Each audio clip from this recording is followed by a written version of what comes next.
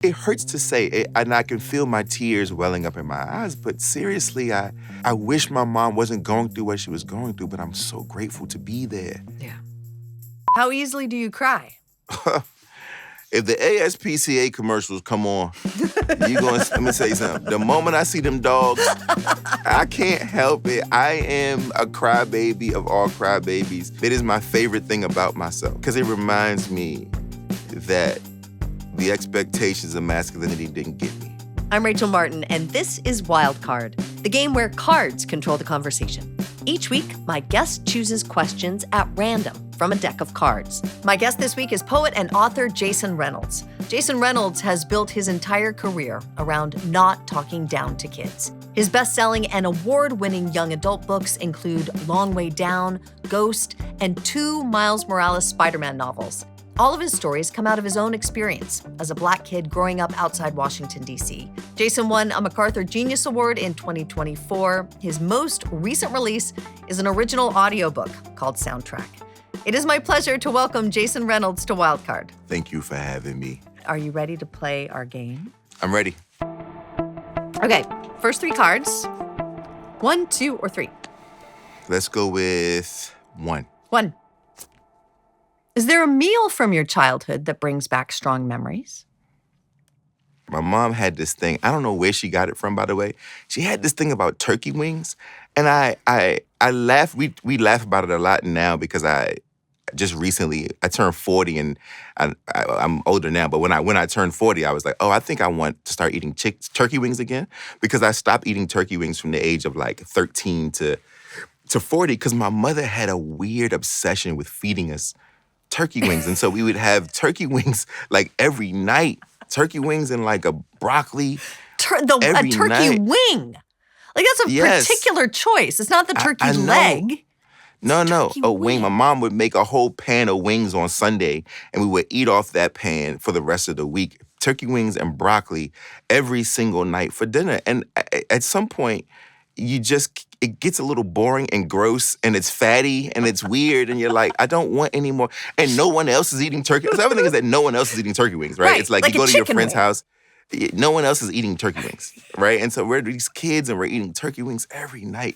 And so what it brings back memories of is just the simplicity of my life, even in the midst of, actually, it's funny because it was complex. It was simple, but it was torrential at the same time. But the turkey wings is what kept it grounded. I just talked about this in therapy last week.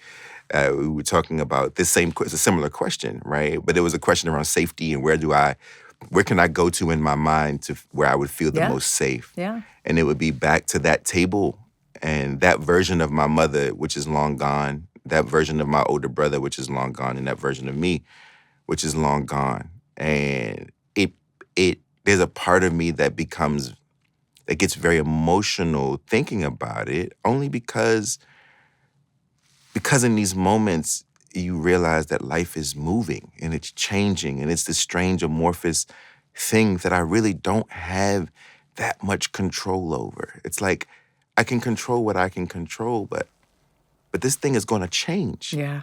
And there's nothing I can do about it, right? The taste of my mother's turkey wings will never change. But every single thing around those wings is different now. What was going on in life that felt turbulent, that the table felt safe? I mean, my parents split. You know, you go through that thing that so many of us go through around that age, right? 10, 11 years old. My grandmother dies. I'm experiencing death for the first time. The first of many, many, many to follow. I mean, my teenage years were full of death. I'm starting to, so I had my first moment with it. I'm finding whatever my vehicle of communication and expression is, because this is also the year I find writing. And I start tapping into this new thing that would eventually change my life for the better and save my life, arguably. I've got family in and out of the house who are living with me, people dealing with different things, you know, and no matter what I'm being bullied in my new school. I'm going to a new school because my parents split and my mom felt that to raise these boys without their father around was a bit more dangerous. And so she sent me to Catholic school, which I was not for because I'm a neighborhood kid who missed my neighborhood friends and, you know. And so that came with its own set of problems and emotional issues, and I'm failing school, and all of this kind of stuff. Yeah, it's a lot. But those turkey wings were there every night. But those turkey wings were there every night, right? And there's something, you don't see it at the time. It's so interesting what you don't see as a child, right? You don't see it at the time, but as an adult, I look back and I'm like, God, they were an anchoring point. Your mom knew that, though. Don't you think she My knew mom, that? she definitely It was knew that. important to put a meal on the table and have people gathered together, and a turkey wing and some broccoli. That's a healthy meal. Exactly. Shout out to my mom. I'm going to tell my kids that when they complain about having the same chicken every night. I'm like, this is your stability. You don't Exactly. appreciate it now, but you're going to look back and remember You'll thank me later. This is your safety net. That was lovely. 3 more cards. 1, 2, or 3. 2. How do your parents show up in you? Oh, God. I have an answer to this question, and I will answer it. But I'm curious just because I like you. I want to hear this. I want to hear you. This is my flip time. This is your flip. Yeah. How do your parents show up in you? You know, just in how I see the world. Both my parents were really religious people. My dad was like a very establishment Presbyterian attorney. That's what he was. He was like a tax lawyer who always sort of thought he had a calling to God. So I have like a very, I was about to say I have a really strong spiritual life. I don't know if I actually do, but I'm keen on those questions because of him and my mom. And I like people. I'm like really deeply curious about people, and that's my mom. My mom was an artist. She was endlessly fascinated in why people are the way they are. So those are just some examples. That's awesome. That's awesome. For me, I like to say that my mother taught me how to think about the world, and my father taught me how to be in the world. My dad was life of the party. He had such a golden personality, and he was such a sweetheart. He was a progressive, open-minded, open-hearted man at a time when that was a no-no. I mean, a man covered in tattoos a black man specifically covered in tattoos in the 1970s. But on the flip side, my dad was also a psychologist, so he was grounded in, like, he would go to work every day. You know, he was very sort of like, this is sort of what life is. We try to understand each other, but also tattoos, motorcycles, fast cars, craziness, right? Rock and roll, rock and roll, rock and roll, rock and roll. Then my mom, this Southern woman who has worked the same job since she was 15 years old, she's the one who is like, you know, I put on my suit every day, I go to work, conservative, right? And then I'd come home from school and there's like, you know, it might as well be, my house is like an ashram. And it would be all about like helping me understand the law of Dharma, right? And talking to me about the Bhagavad Gita and asking me if I had any questions about the Eightfold Path and if I wanted to have conversations with her about you know, like it's about anything that in today's time, by the way, is very much en vogue, right? Yeah, but no, it's hard to overstate how unusual that was decades It's ago. so unusual. Totally. I'm like, my mom is very much this sort of hippy-dippy woo-woo lady and has been since the 1960s. And so I was raised in this Did you house where take both any of that with you? Yes. Not as much these days, but as a foundational, the idea of belief, despite my logic and reason, has been really healthy and helpful for me, only because I'm smart enough and I have enough sort of critical thinking skills to know that I'm choosing to believe in these things as coping mechanisms, right? My ideas around all of this stuff is like, look, life is hard, and it helps to believe that there is something more intelligent than I am. It's helpful to believe in sort of the universal laws, you know, that there is a law of cause and effect and a law of this, that, right? Like these things are just, to me, they feel very practical, but also that I'm choosing this as a way to manage the complex life that will never, ever, ever, ever, ever be simplified. Yeah. And that's because of my mom. Do you drive a motorcycle? I've always Like your wanted dad? to, and then I got past the point where I got too old. You know, some things you got to do when you're young, when you got the courage. And now I talked to my buddy the other day, like, I think I want to get a motorcycle. And then I was like, because my dad's dead now, and I'm always looking for ways to connect to him. Yeah. And I'm like, I should just get a motorcycle. And I'm like, I don't know if that's the way. my chutzpah isn't what it used to be. You know? I know. We're going to pull back and talk about soundtrack. Am I right? This is a new thing to make an original audiobook. This is not, you can't get the book. It's an audio experience. Yes. Can you give me the snapshot of these characters and what's going on with them? Yeah, simply, this is a story about a young man named Sty, and he, you know, it's funny because the more I talk about it, the more I realize it's really a very standard story structure about a kid who's looking for community. Yeah. It's no different than like the Little Rascals, or, you know, we've seen this many, many times where it's like, these are kids who need each other, right? They're kids who don't have much and they don't have many people, but then they find each other. They find soulmates within themselves. And the glue to each soul is the music, right? They're all musicians. And they use this music to sort of build family amongst each other as they tour underground, physically underground in the New York City subway system. And they become the soundtrack to the city, you know? And it's just an homage to New York City, an homage to young musicians, which I dabbled in music as a kid. Yeah, you were a musician. You know, yeah, like, so it's an homage to young musicians, an homage to New York City. And it's an homage to what I believe is our most potent form of self-expression, which is music. Though I'm a writer for a living and I love writing and I will always dedicate my life to literature, I don't think it's up for discussion or argument what the universal language is. Other than food, I would argue is music.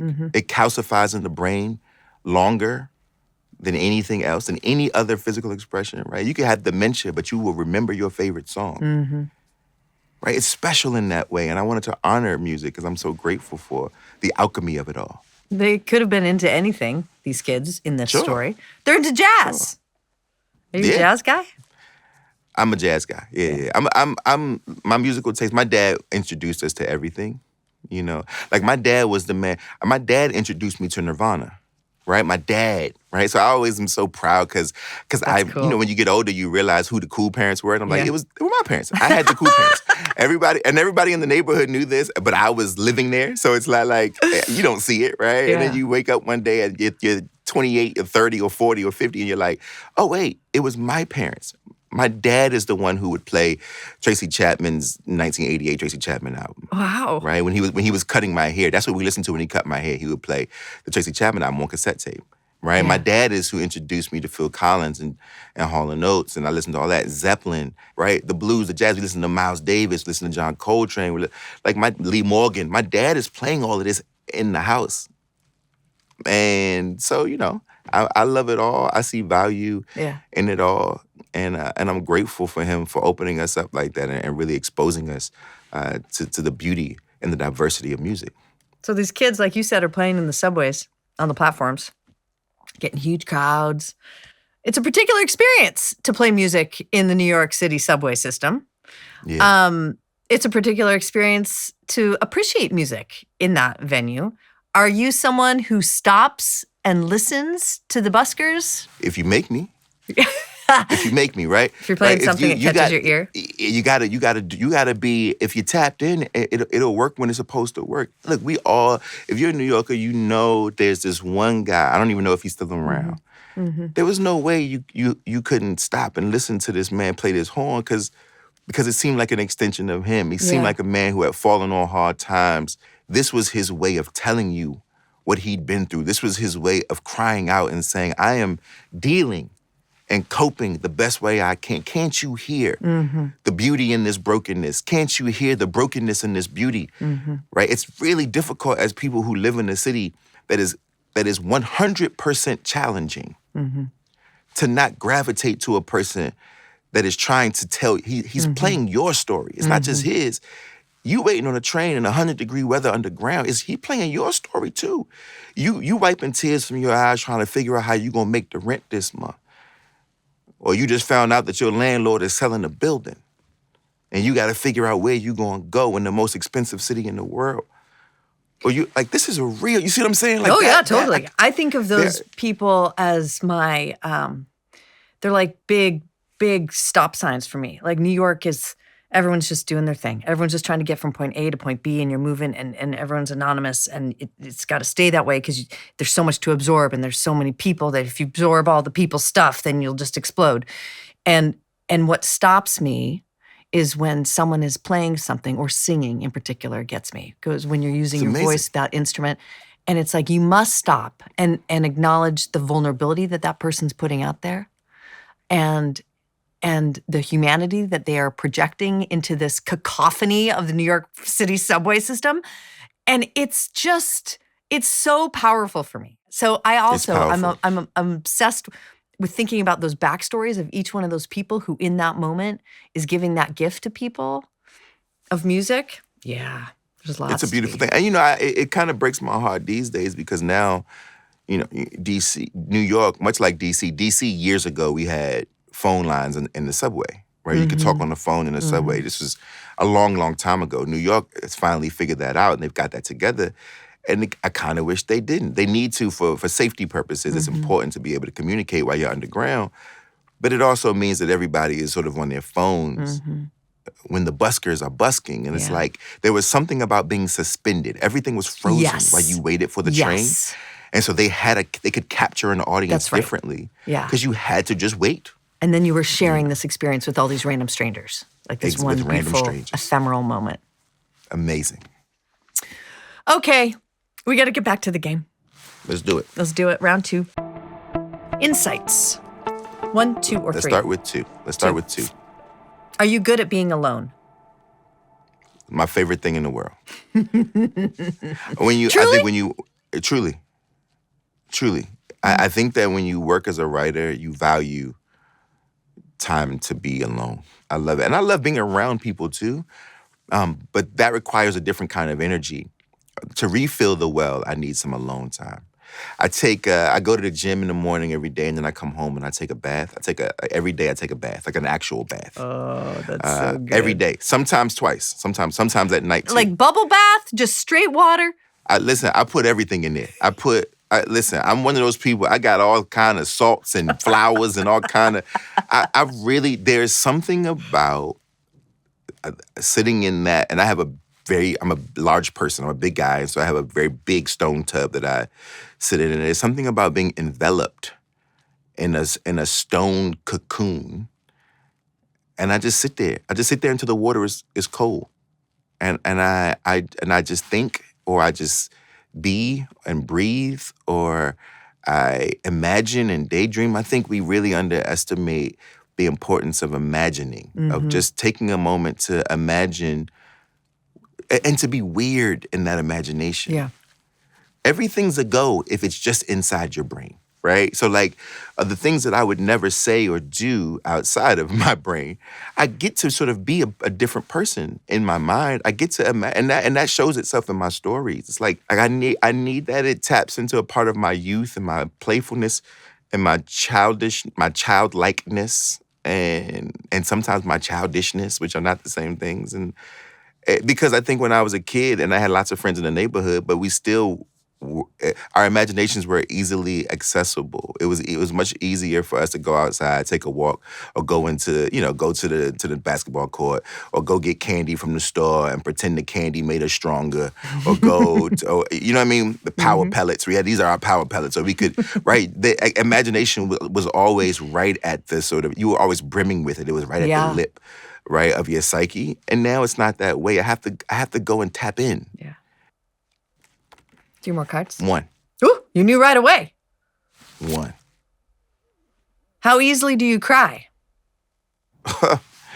If the ASPCA commercials come on, let me tell you something. The moment I see them dogs and that... I don't know why I'm laughing. They are very sad. Yes. I can't help it. I am a crybaby of all crybabies. Are you a crier?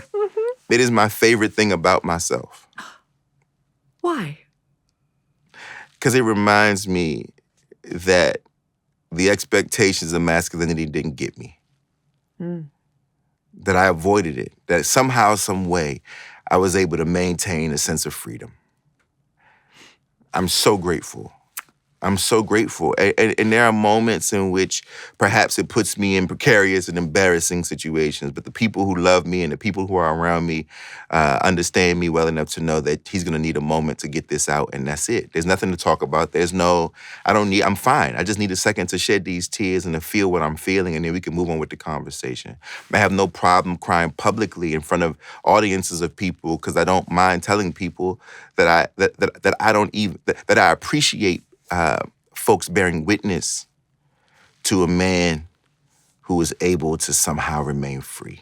I'm grateful for it. I really, really, really am. And I'm grateful for my mother and father and for my friends that I grew up with who are still my same friends today for allowing me space to be myself without forcing me into a box that I do not belong in. So, yes. That makes me cry. I am also an easy crier. But I love that as the mother of 2 boys. I love it. Yeah. I want to lift that up, and it's hard. It's hard to be a kid. It's hard to be a boy. Listen, tell me about it. But this is the reason why I am grateful to have writing. Mm-hmm. I can put it somewhere, right? Mm-hmm. That's what it did for me when I was 10. That's the reason I started writing in the first place. It's because my mom was crying. I was okay. I mean, I was going through what I was going through with my dad, but it was my mom who was hurting. Yeah. And I was trying to figure out how to make her feel better. And that's the reason I started to write poems for her, to try to figure out how to help her, right? So I think as long as, it's important for people like us to just make sure we have a canister for this. We have to put it somewhere. Mm-hmm.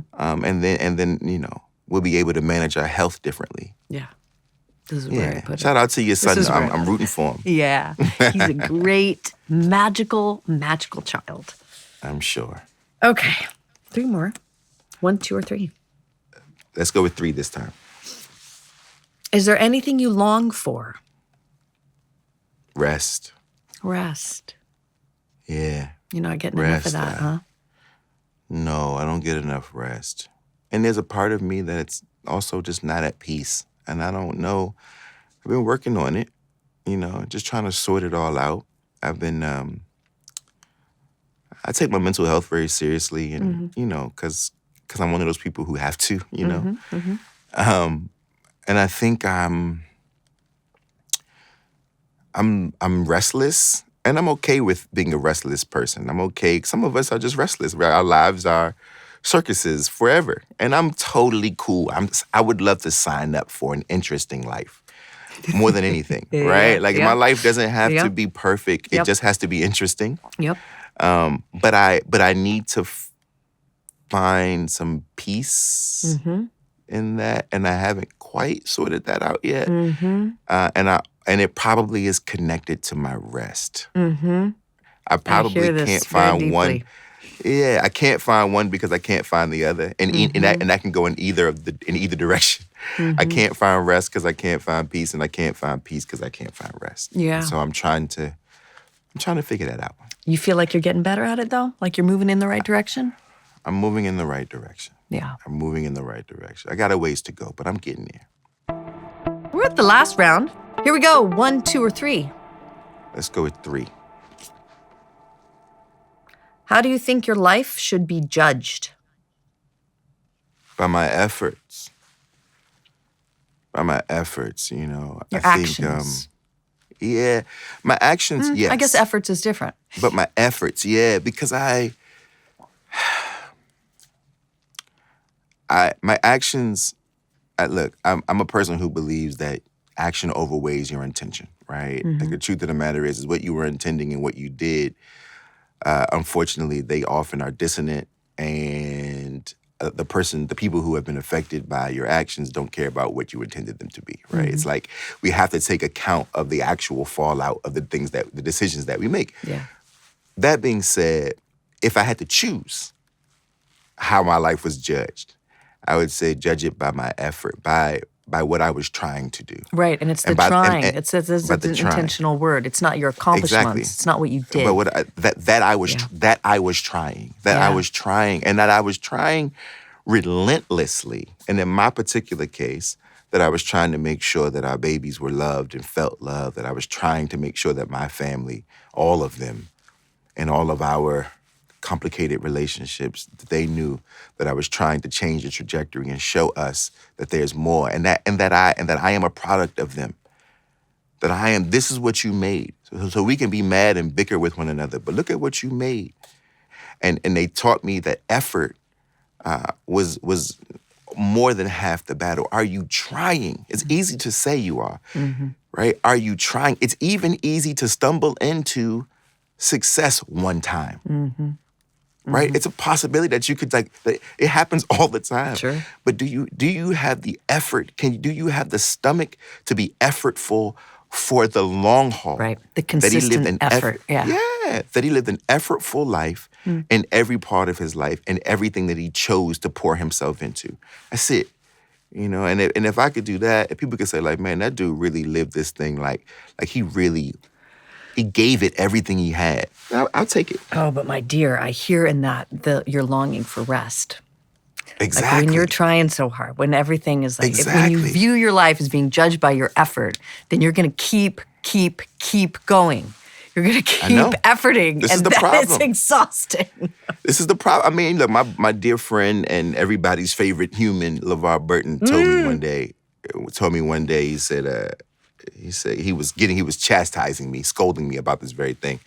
And he said, I love you because I know you well enough to see myself in you. And he said, when I was your age, I was in the same place and I didn't learn to rest until I was 50. And he said that meant for 35 years of my life, I was living like somebody was chasing me. That's no way to live, right? Now, I know this to be true, but for some of us, it's just a really hard thing to turn. It's almost pathological. It's a really strange thing to turn off. I mean, I come from a person. Does it feel selfish? To turn it off? Yeah. It feels irresponsible. And it shouldn't, right? I have an unhealthy relationship with rest, right? But because to me, it feels, look, there's not a moment in my life where I'm not aware of the privilege and of the gift of a life that I have been afforded.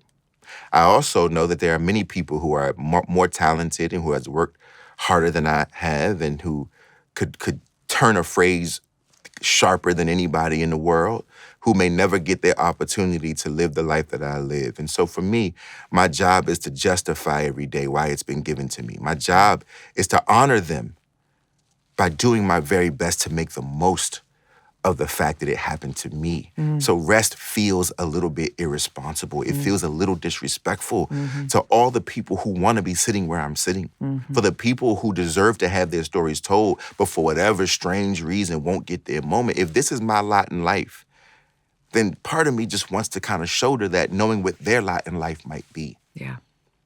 You know what I mean? And so it's hard for me. Yeah, I at do. the same time, I'm just a person. I'm a human. I need rest. Yeah, I hear you. Okay. 1, 2, or 3? Let's go 2.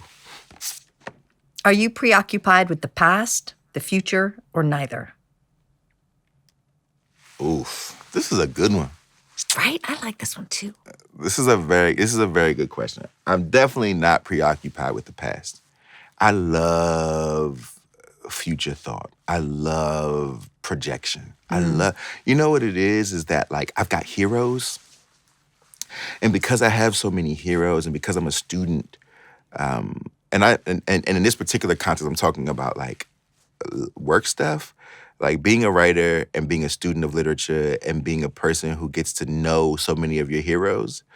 And then the person who gets to grow up and come up with all these young writers, and all of us are getting older, and then all of our lives are sort of changing or have changed. It's really hard for me to not mythologize who we become. Yeah. I love a good story. My life is about a good story, right? And so I watch all the documentaries and you see, oh, look, there's James Baldwin talking to Maya Angelou at a table. They're smoking cigarettes and drinking coffee, and they're having a conversation around love and whatever else. It is impossible for me to not be like, I wonder what it might be like one day if I'm sitting at a table with Jesmyn Ward and we're having the same conversation, but we're 70 years old. Or I wonder what it would be like someday when all of my friends and these lovely people that I've known for all these years, right? Nicole Hannah-Jones, me and Nicole Hannah-Jones are hanging out, and but now we're 70, right? We hang out at this age, but what does it mean to hang out at 70? And now Nicole Hannah-Jones is in the history books, and you right, like what, like the future definitely intrigues me. But it sounds like a healthy way. You're not you're not. It's not a preoccupation. Anxiety ridden for you. No. That doesn't bother me. It's an excitement around just seeing where the road takes us, and just like, how do we get to step into our hero's shoes one day? And then in terms of the present, every day I wake up just completely like, I'm 6:30. I'm jumping out the bed, though. Like I'm getting to it. Like I attack the day. Yeah. I mean, I attack the day every day. I'm talking like hit the gym, take care of my body. I'm talking like and by the time 8, 9 o'clock, I'm like, whew, I'm ready to go to sleep, right? And I lay it down. But I really am a person who, my father was this way too. He believed that you have to chase your life down. Don't wait for life to come get you. Right? Go get it. Right? Chase your life down. And I do feel that way. That can cause a little bit of anxiety, because if I don't do it, or if I feel like I had a lazy day, this comes back to that rest conversation. Yeah. Then I feel like I let one get away. Yeah. Can't get the day back. It's like, oh man, you got a limit to the amount of these. It's a finite amount of these things. You can't let the day get away, man. You got to make the most of these moments and try to find some joy. Try to be productive. Try to help somebody. Try to have a good belly laugh. Move your body and be grateful that you got a body that moves, right? Give somebody a hug. Oh my God, everything you just said, I want to put on a poster and put in my kitchen for my children and for me. Like, these are the things, do these things today. Wake up in the morning because you need to hug a person, you need to have a belly laugh, you need to help a person. Yeah, you gotta tell somebody you love them, have a good cry. Like, these are the things, seriously, right? I'm really like, and I try to get all those things done on a daily basis. That's a good day. Last one. Jason, 1, 2, or 3? Let's end with number 1. Is there anything in your life that feels like praying? What a great question. My yes is the answer. My mother is 79, almost 80. And she's dealing with some health challenges. And these health challenges over the course of the last year has put me in position to be a caretaker. And part of that caretaking means that my mother, I have to take care of very intimate things as it pertains to my mother. I have to wash her and I have to clean her.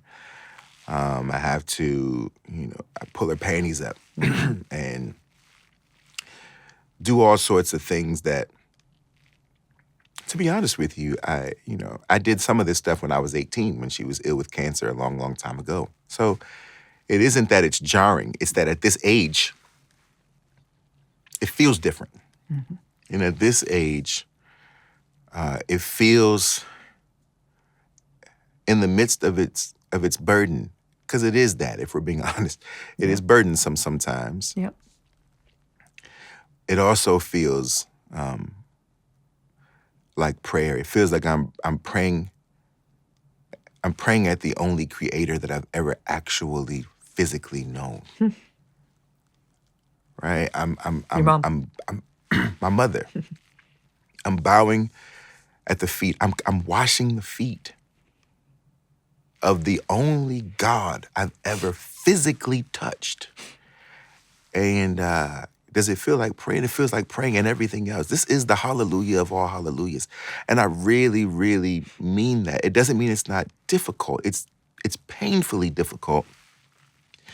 But I'd be lying to you if I didn't tell you that that difficulty is only a piece of this experience, right? I went through this with my dad as my dad was dying. We went through a similar experience. I felt the same way.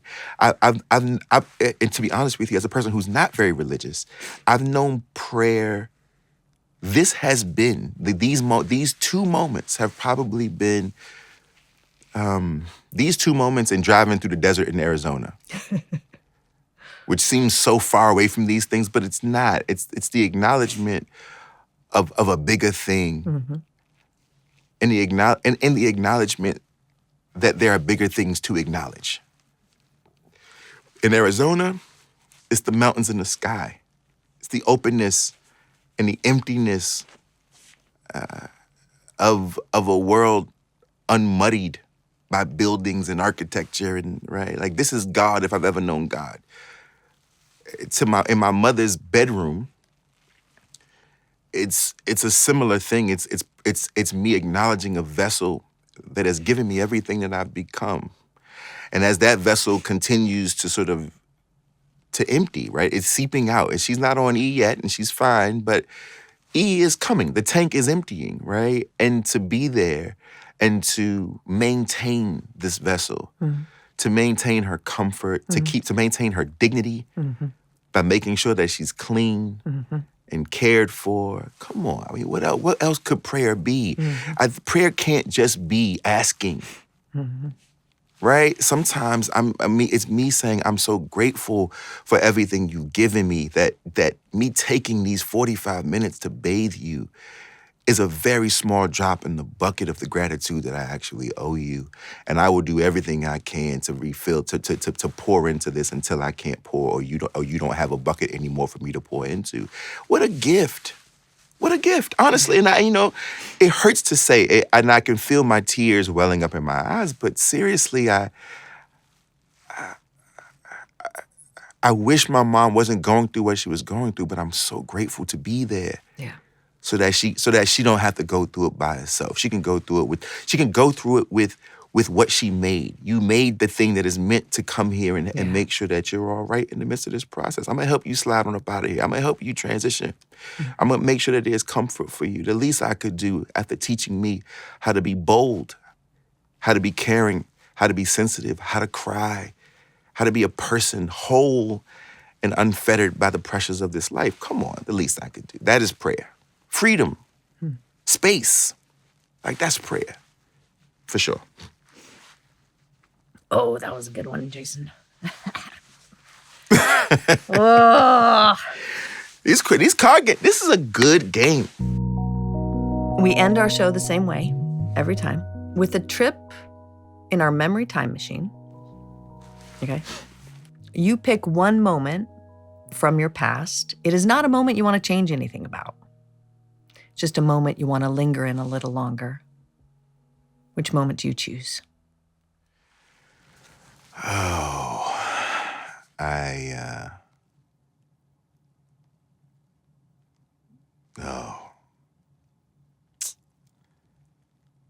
my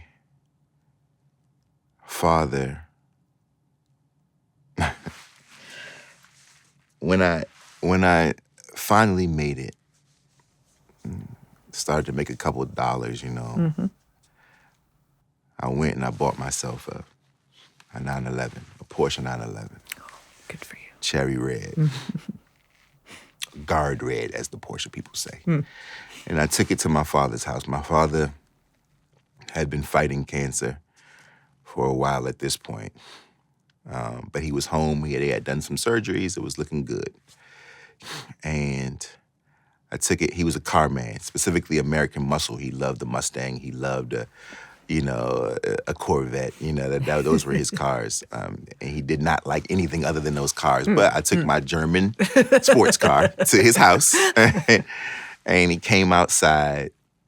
And at first, he thought I'd bought a Tesla because I had been teasing him that I was going to buy a Tesla, which he was very much like, "Are you crazy? We don't," all of that.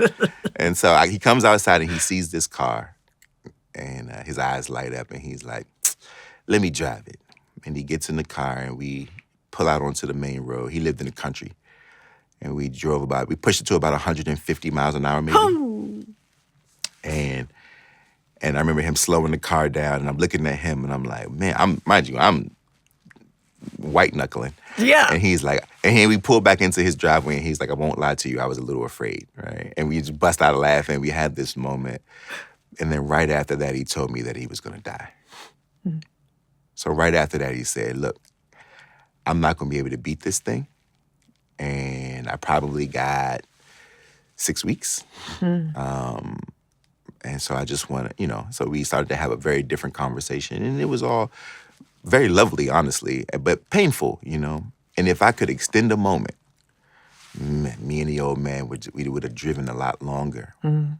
We would have taken a road trip. And we had taken a road trip 2 years before, but we would have done it in the Porsche.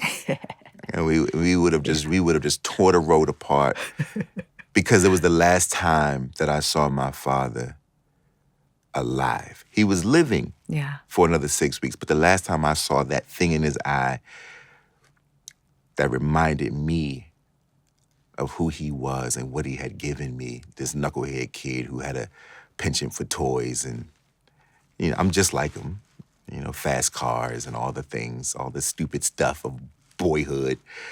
I think about that often. This is after telling me that he had a fake Rolex. I always thought he had a real Rolex. And he was like all of these, you know what I mean? Like just, like he set all these standards for me that I grew into this man who got all the better versions of the things he was pretending to have.